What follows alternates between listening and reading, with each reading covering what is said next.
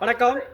நம்ம மத்திய அரசு பார்த்தீங்க அப்படின்னா கிராம சைடில் இருக்கிற தார் சாலையை வந்து விரிவுபடுத்தணும் அப்படின்றதுக்காக 2,72,200 ரூபாய் கொடுத்து இந்த கிராமப்புற சாலையை வந்து விரிவுபடுத்துறதுக்கு போட்டிருக்காங்க.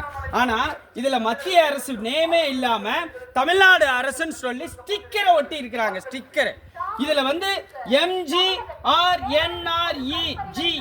அப்படின்னு சொல்லி 2022-23க்கான ரோடு போட்டிருக்கிறாங்க.